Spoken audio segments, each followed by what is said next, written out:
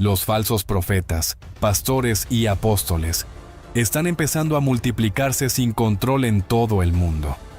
Las antiguas profecías están cobrando vida y el tiempo se está agotando. Muy pronto, la humanidad experimentará una de las advertencias de Cristo más temidas. Miles de falsos maestros y supuestos cristos se levantarán, buscando engañar si fuera posible incluso a los escogidos de Dios. ¿Cómo podemos evitar ser atrapados por su astucia y caer en estas trampas modernas? En este video, exploraremos las 10 estrategias más efectivas y destructivas que los falsos profetas están usando en los últimos tiempos. Pero, aún más importante, te brindaremos una dirección bíblica para reconocer y escapar de estos peligros, con la sabiduría que solo el Espíritu Santo puede dar.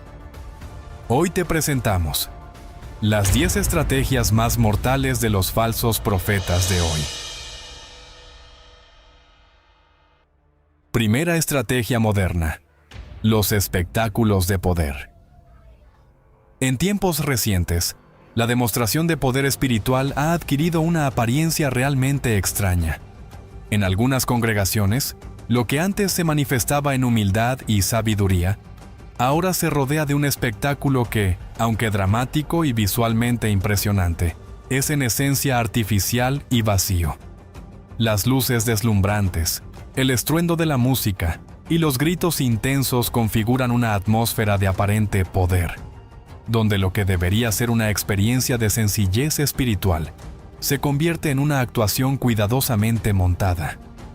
En estos escenarios, no es raro ver dramatizaciones en las que el líder agita sus manos al aire, derriba a las personas con su poder, o eleva el tono de su voz al punto de los gritos para transmitir una imagen de autoridad.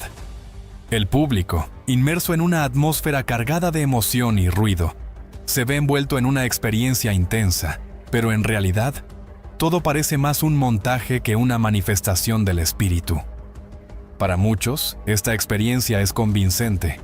La combinación de luces, sonido y hasta efectos visuales crea la ilusión de que allí está ocurriendo algo extraordinario. Sin embargo, es una experiencia cuidadosamente diseñada para imitar lo espiritual. En lugar de ver un mensaje de transformación real, los asistentes reciben una representación superficial que apela más al sentido del espectáculo que al corazón de la fe. Ahora bien, sería imposible notar cuál es el error en todo este tipo de espectáculos, si no los comparamos con la verdad, con el origen y centro del mismo cristianismo. Jesús, en su tiempo, mostró el poder de Dios de maneras sencillas y humildes, sanando sin ruido, transformando sin espectáculo, restaurando en el silencio de un acto de amor. La Biblia muestra que la verdadera grandeza se expresa en la humildad, en el servicio y en el amor genuino, no en las luces, el volumen o la tecnología que crea la mayor atmósfera. Para evitar esta trampa, es esencial recordar que la esencia del Evangelio no necesita adornos ni efectos. La grandeza que Cristo mostró era sencilla, sin artificios. En el verdadero mensaje de Jesús, no encontramos un escenario ruidoso, sino el ejemplo de una vida silenciosa de entrega y humildad. Pero este apenas es el comienzo de la trampa. Estos espectáculos, en realidad, persiguen un objetivo más grande.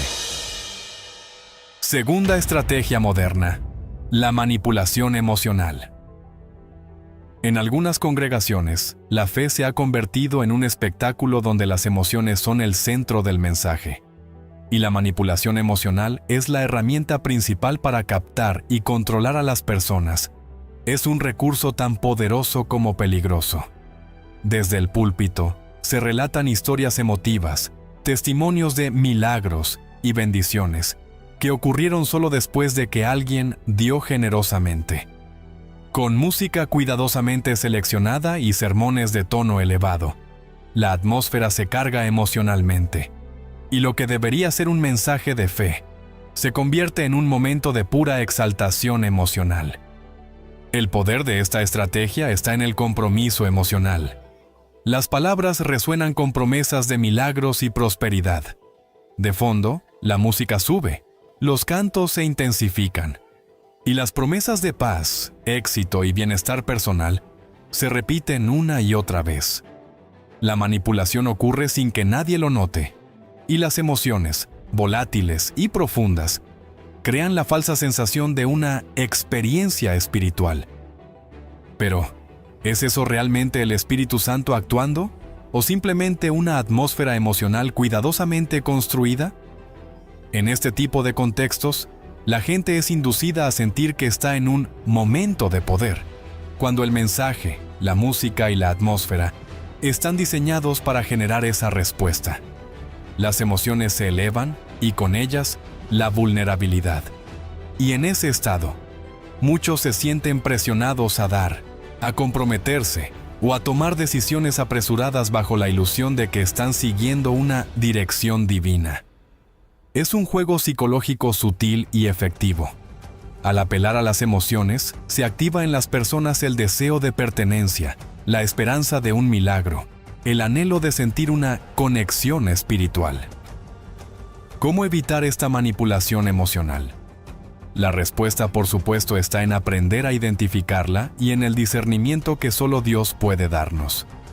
La Escritura nos enseña que nuestras decisiones, especialmente aquellas que entregamos a Dios, deben estar motivadas por un corazón sincero, sin apuros, ni presiones, ni emociones momentáneas.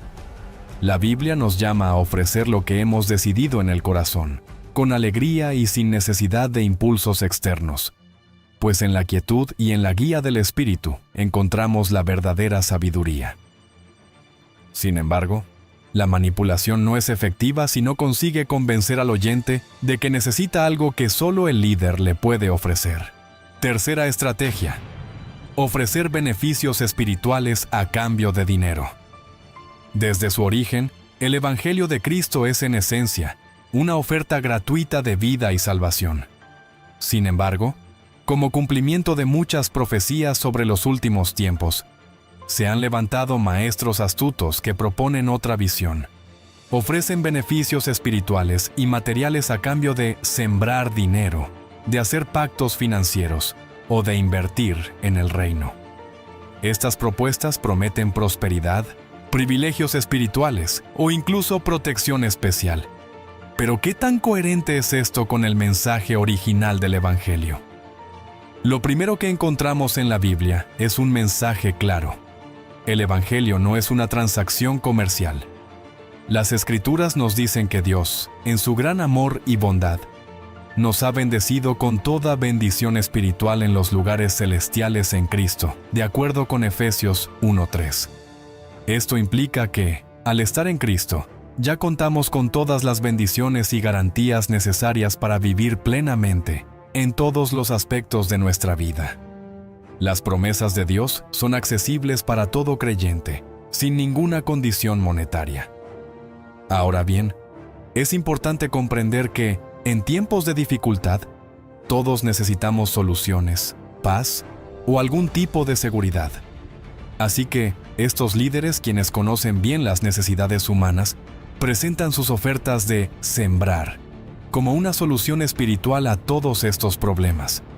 Su discurso puede sonar convincente y hasta lógico, apelando al deseo de prosperidad o de protección. Sin embargo, cuando se analiza desde una perspectiva bíblica, no hay ningún ejemplo de un profeta o apóstol que haya negociado los dones o soluciones de Dios a cambio de bienes materiales o de siembras en el reino. De hecho, en el libro de los Hechos, se encuentra el relato de Simón el Mago, un hombre que ofreció dinero a Pedro para obtener el poder del Espíritu Santo. Pedro le respondió: «Que tu dinero perezca contigo, porque pensaste que el don de Dios se obtiene con dinero». Hechos 8:20. Este es un ejemplo directo de cómo la enseñanza bíblica rechaza la idea de que los dones de Dios puedan comprarse o comercializarse. La posición bíblica es clara. La fe y los beneficios espirituales no tienen precio. Estas prácticas, lejos de reflejar el espíritu del Evangelio, introducen una relación de dependencia basada en transacciones y expectativas de ganancias. Esto, en última instancia, desvirtúa el mensaje central del Evangelio: un Dios que da sin esperar nada a cambio, y que invita a sus seguidores a una relación basada en la fe y en el amor, no en el comercio. La clave para evitar este tipo de manipulaciones es sencilla y directa. El Evangelio y sus bendiciones son accesibles para todos y no está sujeto a condiciones financieras. En la medida en que se presenta como algo que se obtiene con siembras o inversiones, deja de ser el mensaje puro de Cristo. Estimado oyente, presta bastante atención a esto. Si algo está siendo ofrecido como una bendición a cambio de dinero, es prudente revisarlo a la luz de las Escrituras y entender que las bendiciones de Dios, en su forma más pura, son un regalo sin precio. Pero acá es donde la astucia de los falsos profetas sale a relucir. Ellos saben que si no demuestran sus afirmaciones con la Biblia, su mensaje no tendrá ningún efecto. Cuarta estrategia: el cumplimiento de las promesas bajo condiciones. Los falsos profetas comúnmente usan promesas proféticas que parecen demasiado buenas para ser verdad: éxito, prosperidad, salud. Sin embargo, estas promesas a menudo vienen con una condición: si das, si entregas a este ministerio, entonces Dios te dará esa bendición. La profecía se convierte en un acto de comercio, donde la fe queda atada a una transacción. Un mensaje cuidadosamente entrelazado con frases de la Biblia, sacadas de su contexto, crea una ilusión de seguridad bajo condiciones. Este tipo de promesas no es un error inocente, es una técnica de manipulación emocionalmente astuta, que juega con la vulnerabilidad de la persona. Cuando alguien tiene una necesidad, ya sea salud, estabilidad económica o paz en su familia, se encuentra en una posición de dependencia emocional. Los falsos profetas aprovechan esta situación y entrelazan una serie de promesas divinas que suenan convincentes, siempre y cuando la persona cumpla con una condición específica, usualmente ligada a un donativo o siembra. ¿Cómo escapamos de esta trampa? Si observamos las Escrituras, vemos que Dios no condiciona su fidelidad a entregas monetarias a un líder o a un ministerio. Cuando sanó a los enfermos, liberó a los oprimidos, o incluso prometió paz y consuelo, nunca fue bajo la condición de dar dinero. Para el creyente sincero, la clave está en estudiar el contexto de cada historia y pasaje. Conocer la Biblia nos permite identificar cuándo un mensaje se distorsiona, y así evitar caer en la trampa de creer que una bendición depende de una condición económica. Dios no envió a sus líderes a exigir dinero para cumplir sus promesas. Su amor y fidelidad no están sujetos a apoyar a ningún líder u organización. Quinta estrategia: la dependencia emocional y espiritual. Uno de los indicios más sutiles y a la vez más poderosos de los falsos profetas y las sectas es la creación de una dependencia emocional y espiritual entre los seguidores y su líder. A través de mensajes constantes, algunos falsos maestros inculcan la idea de que sin ellos, el creyente pierde su cobertura espiritual o queda fuera de la protección divina. La relación entre líder y seguidor se transforma en una conexión de dependencia, donde el creyente siente que su fe depende de la cercanía y aprobación de esa figura. Estas enseñanzas logran que las personas se sientan atrapadas, pensando que alejarse de ese líder o de esa comunidad podría cortar su comunión con Dios. Sin embargo, la verdadera fe nunca se ha tratado de ataduras a una persona o a una denominación específica. Cristo es el único mediador entre Dios y los hombres.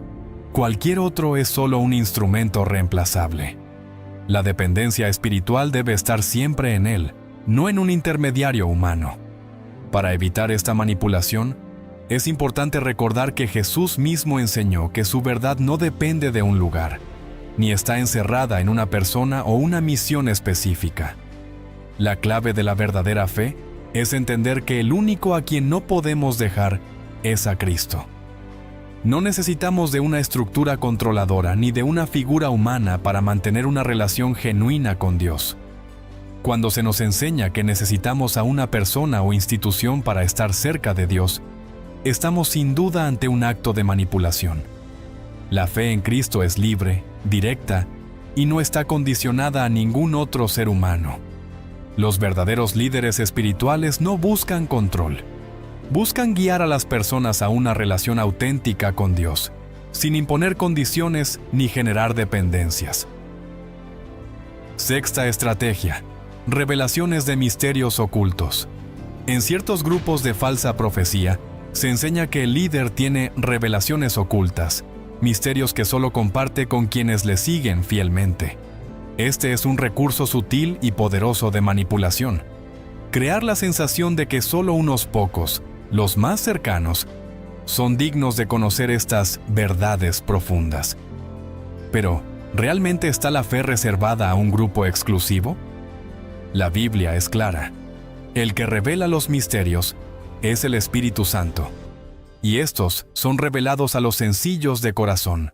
Como dice Mateo 11:25, «Te alabo, Padre, porque escondiste estas cosas de los sabios y las revelaste a los niños». La verdad de Dios no está encadenada a ninguna persona o líder especial. Al contrario, Jesús nos mostró que la humildad es la puerta de entrada a su reino, y que los misterios divinos son para aquellos de corazón puro y abierto, no para aquellos que buscan controlar. Cuando alguien se atribuye el derecho de poseer los secretos de Dios y los entrega solo a unos pocos, no solo falta a la humildad, sino que también desvía el propósito del Evangelio. La verdadera fe no oculta, sino que comparte libremente la verdad para todos. Para evitar esta manipulación, recordemos, en el Evangelio no hay secretos reservados para unos pocos. La revelación de Dios es accesible a todo aquel que busca con sinceridad y humildad. Séptima estrategia: aislar a una oveja para hacerla vulnerable. Una de las tácticas más antiguas y astutas del enemigo es separar a las ovejas del rebaño. El lobo siempre ataca cuando la oveja está sola, lejos de los demás. Algunos falsos líderes utilizan esta misma estrategia, instando a los creyentes a cortar lazos con familiares y amigos creyentes de otras denominaciones y no creyentes, como una muestra de fidelidad y compromiso hacia ellos. Este es un método sutil pero poderoso, pues al aislar a las personas, las hacen más vulnerables y dependientes. Jesús nunca enseñó a separar, sino a ser luz y sal en el mundo, amando incluso a quienes no comparten nuestra fe. La verdadera fidelidad no se mide por el aislamiento, sino por un corazón que sigue a Dios en todos los ambientes de su vida. La Biblia advierte que el enemigo busca devorar a las ovejas dispersas, y un líder que aísla y divide es un líder que se convierte en un lobo. La verdadera fe fortalece los lazos familiares y sociales, recordando que Cristo mismo comía con pecadores y caminaba entre todos, sin temor ni exclusión. Octava estrategia: desencajar los pasajes bíblicos sacándolos de su contexto. Desde el principio de la historia humana, una estrategia particular se ha repetido con astucia: torcer la palabra de Dios. La primera vez que ocurrió fue en el Edén, cuando la serpiente prometió al hombre una bendición al comer del fruto prohibido, tergiversando lo que Dios había dicho. Así fue como se plantó la primera semilla de confusión, y hasta hoy, esa estrategia continúa. Hoy en día, el uso de las Escrituras para prometer prosperidad y bienestar material sin reservas se ha convertido en una práctica común en ciertos círculos. No es algo nuevo, ni tampoco es accidental. La estrategia del enemigo siempre ha sido la misma: desencajar la palabra, tomar un pasaje aquí y otro allá, sacar frases de contexto y armar un mensaje que suena convincente, pero que no tiene nada que ver con el verdadero propósito de la Biblia. Un ejemplo claro de esta manipulación es la frase «Somos más que vencedores en Cristo Jesús», sacada de la carta a los Romanos. En su contexto, este pasaje no promete un éxito material ilimitado. Al contrario, se refiere a la victoria espiritual en medio de tribulaciones, dificultades y pruebas. Sin embargo, hoy es común oír que se cita para respaldar la idea de una vida sin dificultades y llena de prosperidad. Es el mismo mecanismo usado por la serpiente, una promesa de algo grandioso, basada en una interpretación conveniente. Debemos recordar que el enemigo conoce muy bien la Biblia y es experto en este tipo de manipulación. Recordemos cómo se dirigió a Jesús en el desierto. Con astucia, citó las Escrituras mismas, sugiriendo a Jesús que podía arrojarse desde el templo, pues a sus ángeles mandará cerca de ti, en Mateo 4:6. Una vez más, un pasaje verdadero, pero fuera de su contexto, con un propósito completamente erróneo. ¿Cómo podemos evitar caer en esta trampa? La respuesta, aunque sencilla, es fundamental. Debemos conocer las Escrituras. No basta con aprender teología, ni escuchar interpretaciones de otros o aprender frases sueltas. La única manera de protegernos de esta manipulación es estar firmemente fundamentados en el verdadero mensaje de la palabra. Esta fue la forma como Jesús resistió el ataque. Conociendo la Escritura. Escrito, ¿está? Fue su respuesta a la serpiente. Así, cuando oímos promesas fuera de contexto, podremos identificar la distorsión. Novena estrategia. Usar el Antiguo Testamento y la ley para manipular. En algunos lugares se ha vuelto común ver cómo la ley se convierte en una herramienta de presión. A través de ciertos versículos, especialmente del Antiguo Testamento, se presenta la idea de que si no damos, Dios podría no bendecirnos, o incluso castigarnos. Pasajes como el de Malaquías 3:10, «Malditos sois con maldición porque me habéis robado. Traed todos los diezmos al alfolí, y derramaré sobre vosotros bendición hasta que sobreabunde», son citados como una condición para recibir la bendición de Dios, sugiriendo que su favor depende directamente de nuestra contribución económica. Este tipo de interpretación transmite un mensaje claro. Si no das, estás fuera de la bendición.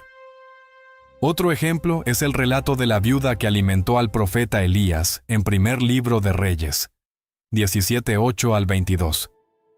A menudo, este relato se presenta como una historia de dar a un profeta para recibir, como si el acto de generosidad de la viuda garantizara su bendición material. Sin embargo, esta historia es única y tiene un contexto específico. En el relato de la viuda, ella no dio esperando una recompensa. Actuó en obediencia y en fe. Cada situación en la Biblia tiene su propio contexto.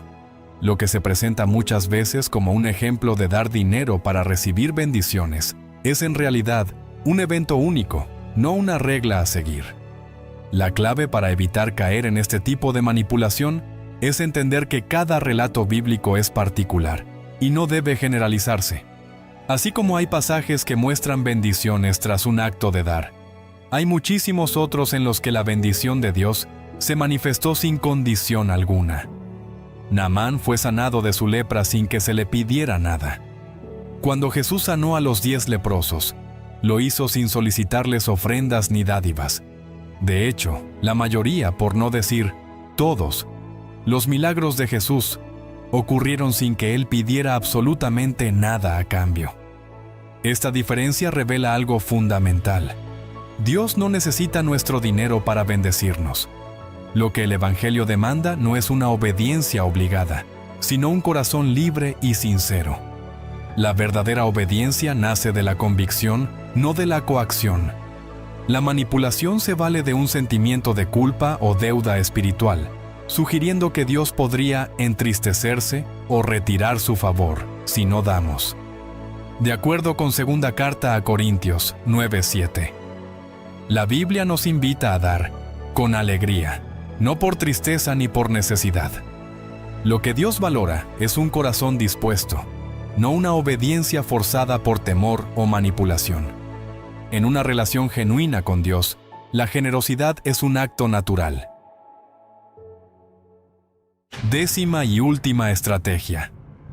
camuflar la manipulación detrás de causas aparentemente nobles. En tiempos recientes, ha surgido una tendencia en la que el Evangelio es, cada vez más, asociado a proyectos que, aunque parecen nobles, desvían la misión central de la Iglesia: la construcción de templos más grandes, equipados con tecnología de última generación, iniciativas de evangelismo digital que demandan cuantiosas inversiones en equipos y plataformas, incluso llamados a donar para proyectos de expansión masiva que, a menudo, llevan a cuestionar: ¿es esta la misión que Jesús nos dejó? Desde un punto de vista superficial, estos proyectos pueden parecer buenos, incluso necesarios, pero cuando se examinan a la luz del Evangelio, se revela algo preocupante. La Biblia nos recuerda que Dios no habita en templos hechos por manos humanas, de acuerdo con Hechos 17:24. Sin embargo, hoy muchos se sienten obligados a contribuir para construir edificios para Dios, cuando la realidad es que el enfoque en estos megaproyectos desvía los recursos y las energías de la misión original. Lo mismo ocurre con el llamado evangelismo tecnológico. ¿Es realmente necesario tener una infraestructura tecnológica para compartir el mensaje de Cristo? El Evangelio llegó al mundo sin grandes recursos, sin campañas de marketing, sin aparatos. La idea de que se necesitan estas inversiones modernas parece más una distracción que una necesidad. ¿Por qué? Porque el Evangelio es gratuito, y su alcance nunca dependió de la tecnología ni de estrategias costosas de expansión. En cambio, Dios envió a sus seguidores a proclamar el mensaje de manera personal y directa. Estos compromisos, aunque parecen promover la fe, pueden ser un eco de antiguas estrategias de distracción. Al final, el enfoque en estos proyectos puede fácilmente desplazar la sencillez del mensaje de Jesús. La Iglesia fue llamada a llevar el Evangelio, a ser luz y sal, no a ser un centro de recaudación para causas que, aunque bien intencionadas, poco tienen que ver con la misión de llevar esperanza y salvación. Entonces, ¿cómo evitamos caer en esta trampa? La clave es recordar que la misión central de la Iglesia es llevar el Evangelio gratuitamente, en un compromiso de vida y relación con cada persona. No se trata de construir infraestructuras costosas ni de depender de estrategias modernas. La verdadera expansión del Evangelio ocurre cuando el mensaje de Cristo se comparte de manera personal y con un corazón sincero, sin intereses de por medio. Esperamos, estimado creyente, haber contribuido a que su vida se haga segura en Cristo Jesús y comprender que Jesús es el único líder en el que podemos confiar completamente. Entrégale a Él toda tu vida y tu fidelidad. Él nunca nos traicionará, nunca nos abandonará. Solo Él merece nuestra honra, nuestra gloria y nuestra fidelidad absoluta. Bendiciones.